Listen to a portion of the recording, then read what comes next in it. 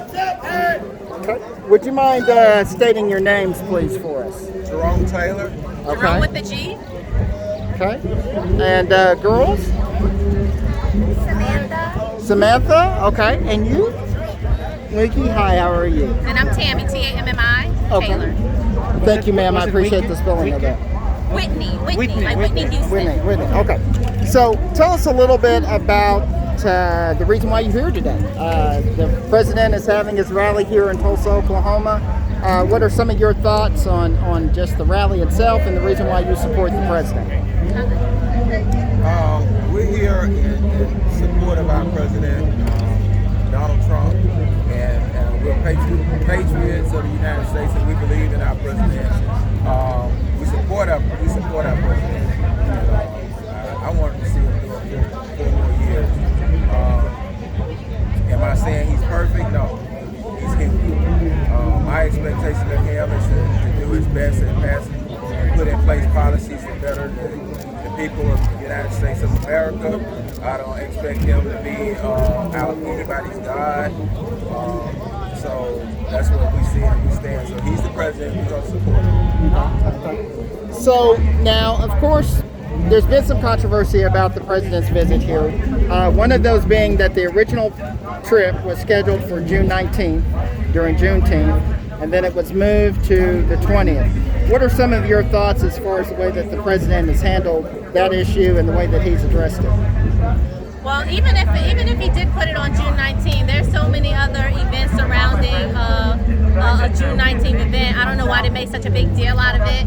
It actually brought so many people here to plug into the economy of Oklahoma. So that's a blessing in disguise. I mean, we could look at it as an issue, or we could see it as a hidden blessing because it brought us here to Oklahoma, and we spent tremendously on Black Wall Street. That's what brought us here, was the fact that Black Wall Street Juneteenth was happening, their celebration, and that's what brought us here. So we see it as a major blessing. Okay. Can you tell us a little bit, now you're not from Oklahoma, you're from Alabama, correct? Okay.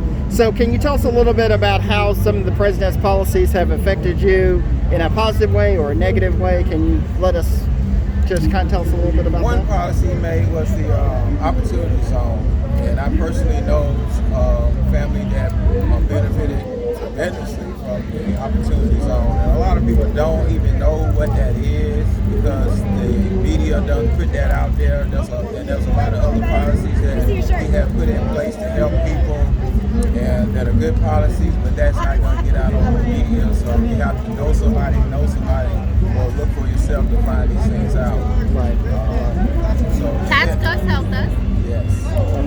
Okay. So as far as the president addressing African American issues, where do you think that his stance is on that? He's beginning his campaign here in Tulsa. This is going to be the kickoff for his re-election. Yes. After 4 years, what would you say his stance or his grade would be in addressing those issues? Well, let's look at history. So you had Biden, and you had Joe Biden, and the Clintons have a bill that was putting many African American fathers in prison.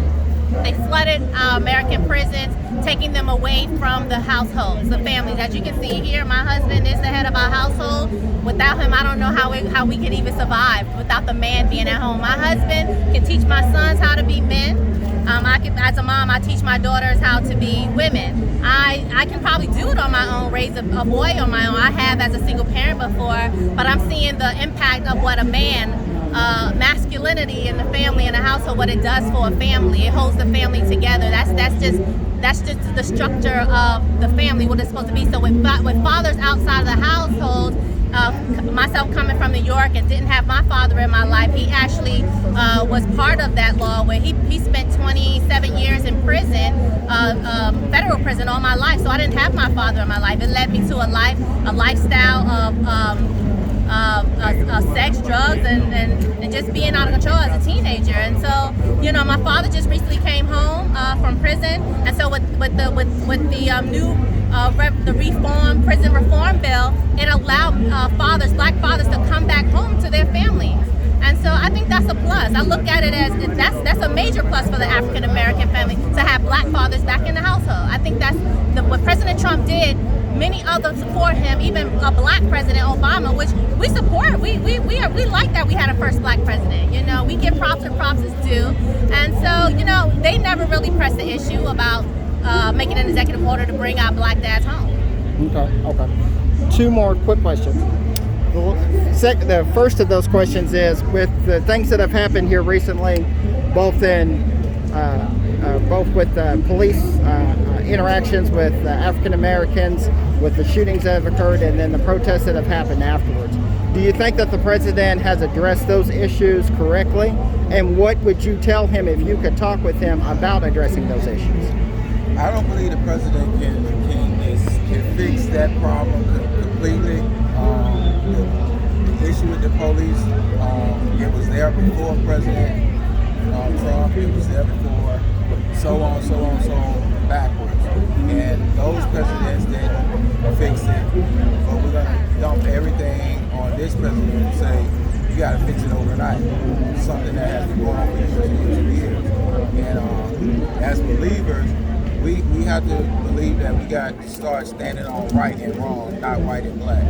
And we can start there, and that be our foundation. I think things can start getting better. What's right, what's wrong. Forget about white and black. And final question, what do you think about the president? He's up for re-election right now.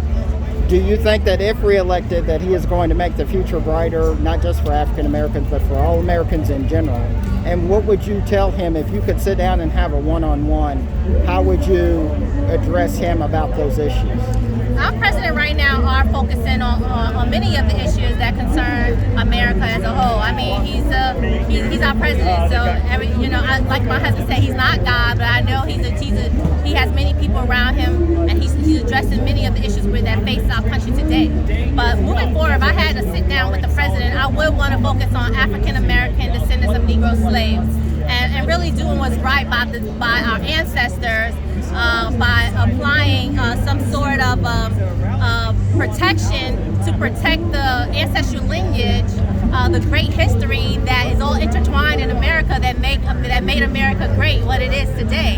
And so if I had a conversation with the president, I would really want to focus more on that and really take away from the fact that Democrats have allowed illegal migrants to claim the birthright of our ancestors. I think that is wrong, and if we do not get control of that issue right now, it'll literally tear apart the history of our ancestors and all the work and all the trauma and all the heartache that, the hard blood work, sweat, and tears they put into this nation. We should actually get into fixing that and addressing it.